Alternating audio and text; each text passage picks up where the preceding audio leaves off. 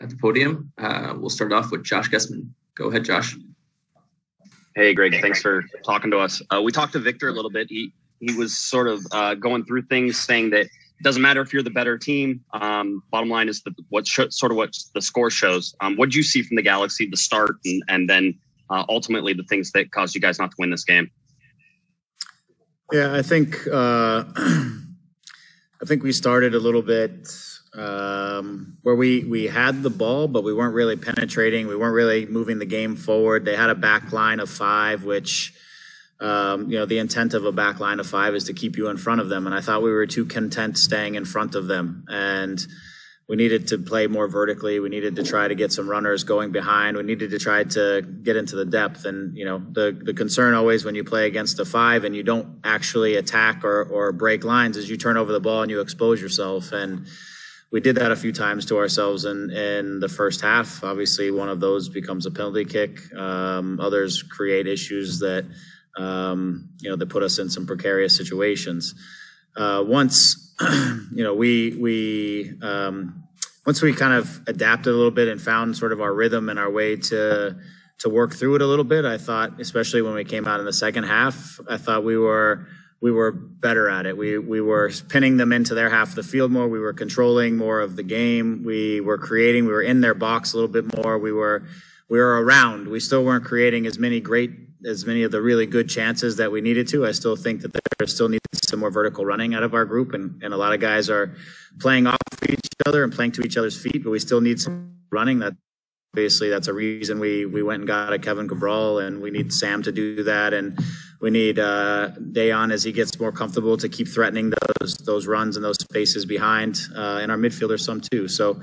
But I thought we had good pressure on them, and I thought we were getting to some good spots, and we were creating some moments there in the second half. I thought, once we got into it after a few minutes, we had organized our ability to press them pretty good in the second half, and then we give up a very, very untimely goal. They get out of our press one time where we're just a little bit late to get there. They get out, they get to our half, we deal with it, and then we give up a set piece goal, and goals change games, and the timing of goals change emotion sometimes. And then I felt for the last, 15 or 20 minutes, it became a little bit erratic as we were chasing the goal. We lost a little bit of our positional discipline, and we were moving a little bit too frantically, just looking for the moment to equalize. We hit one off the bar. Derek heads one, and the keeper makes a great save. So it wasn't like we didn't have a chance or two to equalize in there. So we were still able to create a couple things, but we were also made ourselves vulnerable a few times through that. So I think it's we have to develop this killer mentality, this winning mentality that we need to really get. We also have to eliminate the little mistakes that are super costly to us, and giving up goals, period, but goals in bad times and goals in bad ways. And those are two big growing areas that I think we need to get to. But the group is competing. The group is evolving. I think some of the relationships on the field are starting to improve. Again, I thought Nico had another excellent night out on the left back. I mean, he's fit in seamlessly and very quickly. Dayon gets another game of experience with the group. So we get Seba back after a difficult moment for him, and we have some guys that are going to return here soon. So obviously we lose Sega early in the game, but I thought Nick came in and did a solid job. Thanks, Greg. Mm-hmm. Next, we'll toss it off to Damian Kelvin. Hey, Greg. I think the word Victor used that maybe sometimes you guys show too much respect to the opponents. Do you think this group is too nice, or do you really need to step on the field with that confidence that you guys are better than these teams and have that sort of play, sort of leads you guys through a game there? Yeah, I think there's two sides of this. I think on the defensive side, I think there's times when we need to be much harder to play against just defensively. We need to have more presence, be a little more physical, just be more difficult for the opposition so that they just feel a little more uncomfortable. I think on the attacking side, it's a little bit of what I said earlier. Like if you're just passing the ball around and you're playing in possession, that doesn't scare anybody.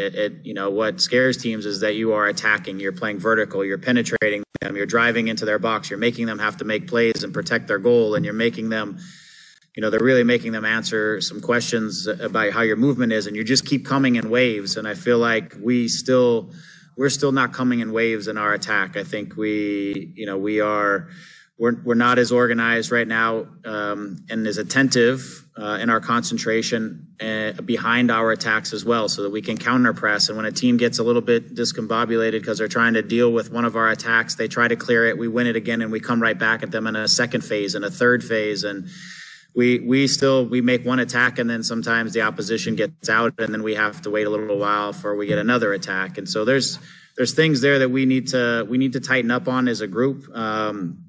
We need to still play responsibly and not just give the ball away, but still be able to play vertical and to attack and to get after teams in that way. I think sometimes when we, like in the Minnesota game, when we played very vertically in the first half, sometimes we're hitting passes too long, and we're just giving the ball away. I think we need to play vertically but play responsibly at the same time. And that's just us maturing a little bit as a group and getting the right mentality there. And what's the status of Cabral going heading to Friday? He'll be questionable. He had some hamstring tightness coming out of the last game. About the 70-something minute, he felt a little something in Minnesota. Was getting treatment for a couple days. We would have risked him if we'd have put him out there. There was a little something there. But it's minor, and we'll see how he feels here going into tomorrow and Thursday, and see if he's ready for Friday. It's again, these games are coming so quickly that it's tough to risk a guy tonight, and when we have a game again in a couple of days that maybe he can be ready for. So we'll see how that works out. All right, thanks. Next, we'll go to Sophie. Hi, Coach. Quick two questions for you. First one is set pieces seem to be a bit of an Achilles heel, and that was definitely the case this evening. And secondly, do you fear that going from Bond to Klinsmann and then Klinsmann back to Bond might create an unnecessary narrative for you, considering the performances, the different performances between the two in the last couple of games? No, I think my responsibility as a coach is to figure out what the best team is that can be on the field to help us, win games when it's all said and done. And I think Jonathan Bond has had a good season.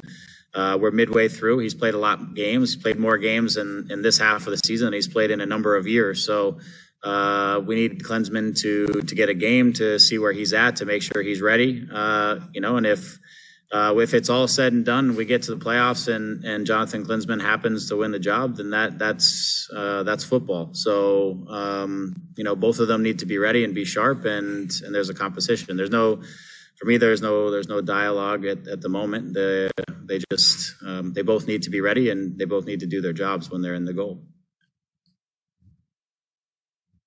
And the set pieces, if you would pick something that was the most disappointing this evening, would that be the one thing?